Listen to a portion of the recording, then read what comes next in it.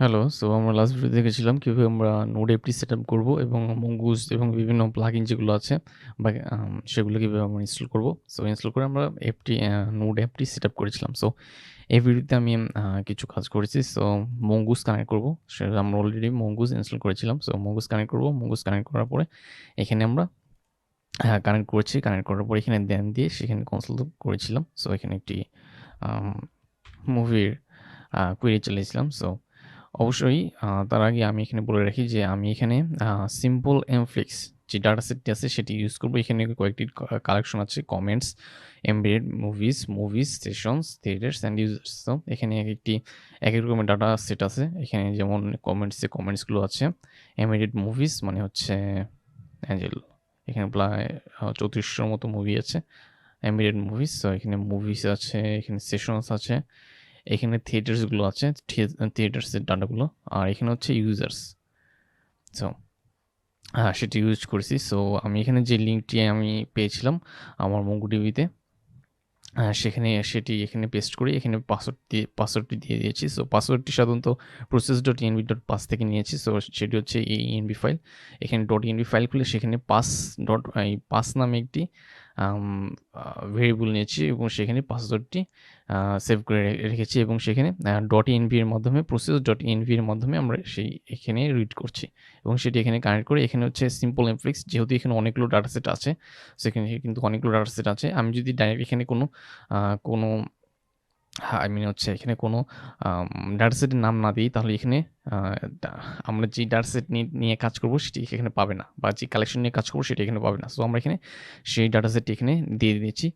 So তার জন্যই simple এমফ্লিক্সের ভিতরে যতগুলো কালেকশন আছে সেই কালেকশনগুলো এখানে পাচ্ছে। সো আমি এখানে মুভি নামে একটি মডেল তৈরি করেছিলাম। সো আমরা মডেল কীভাবে তৈরি করছি সেটাও দেখবো। এখানে আরেকটা মডেল তৈরি করবো কীভাবে সেটি এখানে আমরা দেখবো। সো তার আগে আমরা চলে যাই হচ্ছে এখানে মঙ্গুসে এখানে আমরা স্কিমা।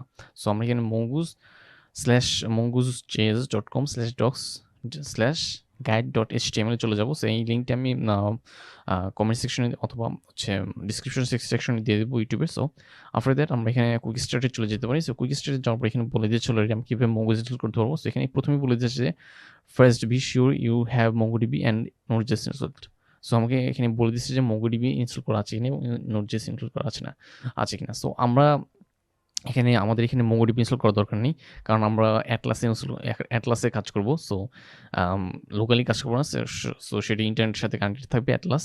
সো তার জন্য আমাদের mongodb ড্রাইভারটি লাগবে না। সো আমরা এখানে ডাইরেক্ট এখানে mongoose ইনস্টল করব। ইনস্টল করার পর এখানে বলে দিয়েছি কীভাবে আমরা কানেক্ট করবো, কীভাবে স্কিমা তৈরি করবো এবং কীভাবে একটি স্কিমা তৈরি করে সেখানে কীভাবে আর কি মেথড এবং বিভিন্ন কাজ করতে পারবো আর কি, এবং কীভাবে সেভ ফাইন্ড এগুলো করতে পারবো। সো এগুলো আমাদের দেখার দরকার নেই। সো আমরা সোজাসুজি চলে যাচ্ছি স্কিমাতে। সো আমরা এখানে বলে রাখছি স্কিমা হচ্ছে সাধারণত আমরা যেমন আমাদের টাইপস্ক্রিপ্টে আমি সেখানে দেখেছিলাম যে কীভাবে আমরা টাইপের একটি স্ক্রিপ্ট তৈরি করতে পারি, যে কোনো ফাংশনে বা কোনো ডাটা তৈরি করতে গেলে আমরা একটি টাইপ ইউজ করি। সেই টাইপের ক্লাস অথবা এলএসএস এগুলো ইউজ করে সেখানে ডাটাগুলো আমরা তৈরি করে থাকি, যার ফলে কী হয় যে টাইপের একটি স্ট্রিক্ট মেনটেন হয়, যার ফলে আমাদের কোডে খুব কম ভুল হয়। কিন্তু এখানে হচ্ছে এখানে আমরা তার জন্য এখানে স্কিমা তৈরি করা হয়েছে, যার ফলে কি হয়েছে যে আমরা এই স্কিমার ভিতরে যেসব কিগুলো থাকবে সেই কিগুলোই আমরা mongodb ইনসার্ট বা ফাইন্ড করব। সো তার জন্য এটি আর কি mongoose ইউজ করা হয়েছে আর কি। সো প্রথমে এখানে বলা হয়েছে যে defining the schemas, creating a model, IDs, instance. So আমরা যখন mongodb-তে কাজ করব তখন সেখানে কিন্তু ডাইনামিকলিভাবে আইডি তৈরি করে দিবে না, সেখানে সব কিছু আমাদের ম্যানুয়ালি করতে হবে। কিন্তু mongoose কী করে, mongoose হচ্ছে কোনো ডাটা যখন ইনসার্ট করি তখন সেটি যদি কোনো আইডি না থাকে তাহলে সেখানে একটি আইডি প্রদান করে দিয়ে থাকে। সেটি হচ্ছে অবজেক্ট আইডি, mongoose থেকে তৈরি করা হয়েছে এবং সেটি হচ্ছে এরপরে দেখব হচ্ছে আইডিস।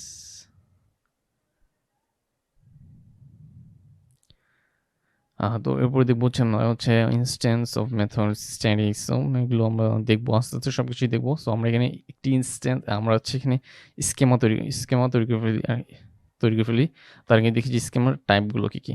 সো এখানে স্কেমার টাইপগুলো এখানে অলরেডি দিয়ে দেওয়া হচ্ছে। এখানে বলছে স্ট্রিং টাইপ আছে, number, date, buffer, boolean, mixed, object ID, array, decimal, 1 to 8, map, schema, UID, bigint. So আমরা বেশিরভাগ string, number, date, boolean object ID, array, এগুলো নিয়ে কাজ করবো বেশিরভাগ সময়।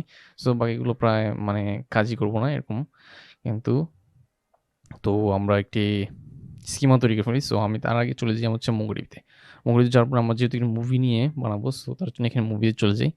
যাওয়ার পর এখানে দেখুন অনেকগুলো কিন্তু ডাটা আছে অলরেডি, এখানে অনেকগুলো কি এবং ডাটা আছে। সো আমি এখানে একটি কপি করব। এখানে অলরেডি আমি একটু এডিট করতে যাই। দেখুন এখানে কিন্তু এই যে আইডি যেটা আছে এটা কিন্তু হচ্ছে অবজেক্ট আইডি।